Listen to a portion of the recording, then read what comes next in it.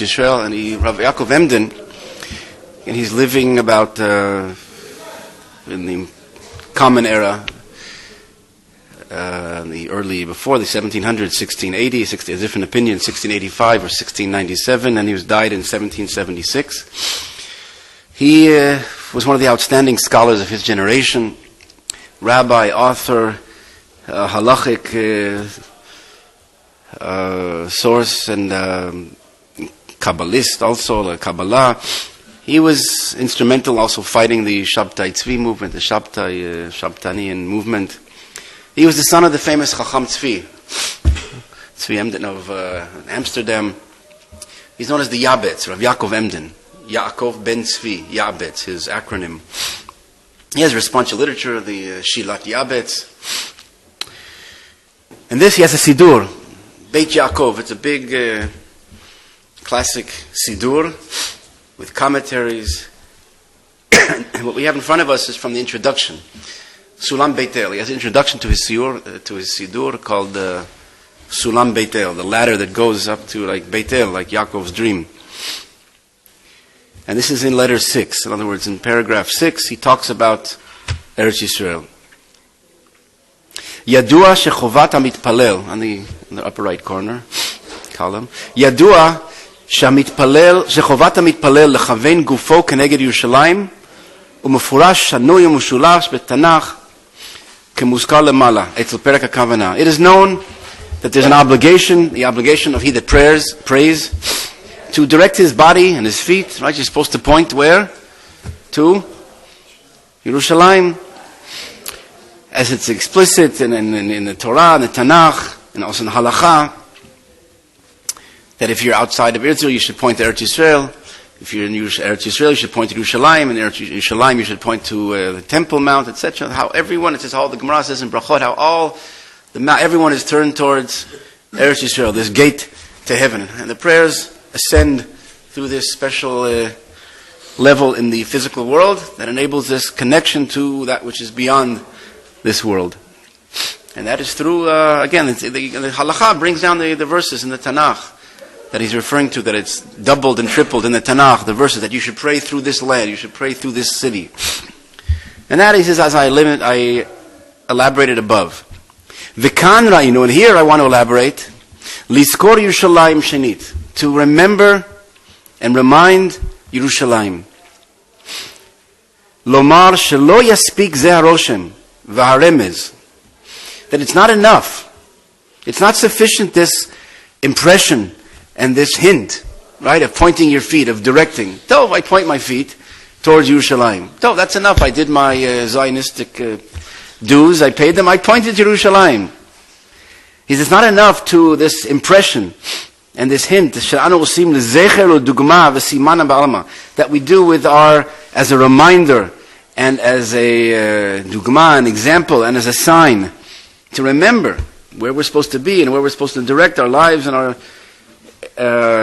prayers. This isn't enough, except when it's impossible to do otherwise. When the best you can do is to point your feet, to direct your body.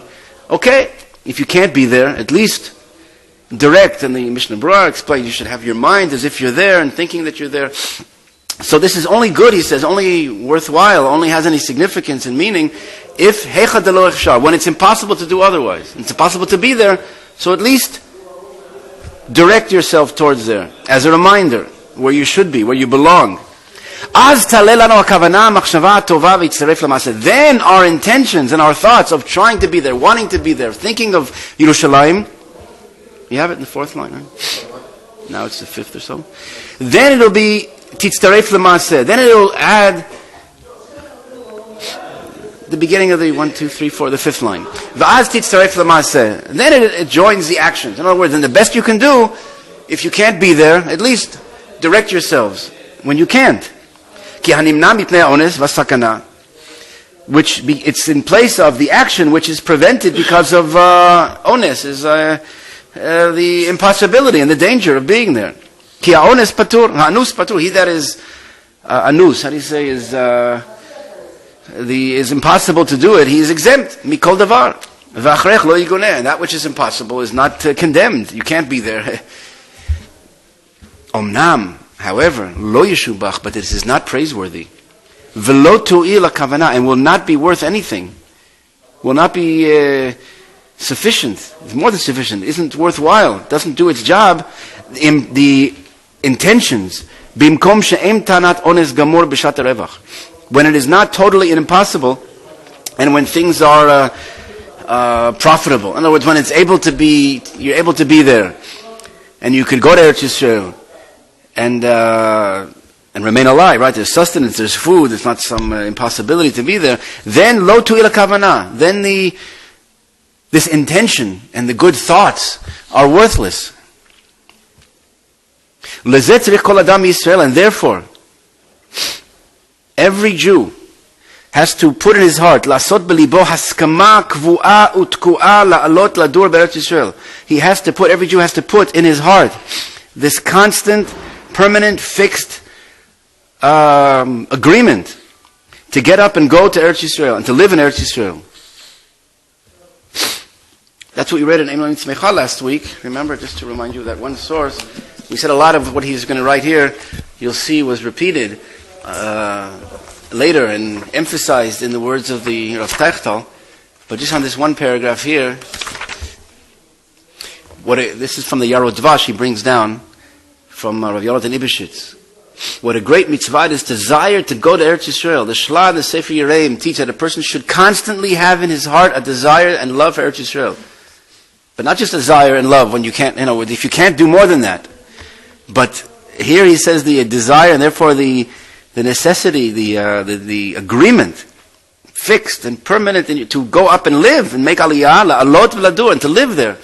Not just some spiritual desire. And your heart and your eyes shall be there, your eyes and your heart shall be there all the days, as it says in Malachim. If a man has all that he desires, he should always remember that he is lacking something, because he is not in Eretz Yisrael. He should be sad about that, for the most important thing is missing. Not just another detail. But here he says that a constant desire, a constant fixed agreement to go to Eretz Yisrael.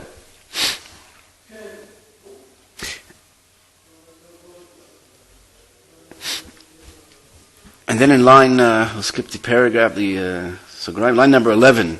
Ulishtokek liot zoche, and to be yearning, to merit, to litpalel sham, to pray there, lifnei heichal hamelech, to pray in front of the palace of the king. Alpha pishacharav, even though it's destroyed, but there's no temple today. So there's no difference. Praying in New York, praying in Israel, we don't have the temple. If there's a temple, I agree, we should be there. And there it's a higher level. But now there's no temple. He says, no, even though it's destroyed, lo zaza shechina mimeno. But right, what Chazal say, that the Shekhinah does not leave.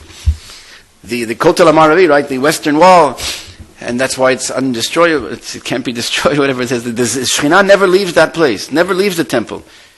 Not only the western wall, that it says explicitly in the Midrashim, but also about the temple, it says the holiness remains even in its absence, even when it's destroyed. That's what he's referring to here.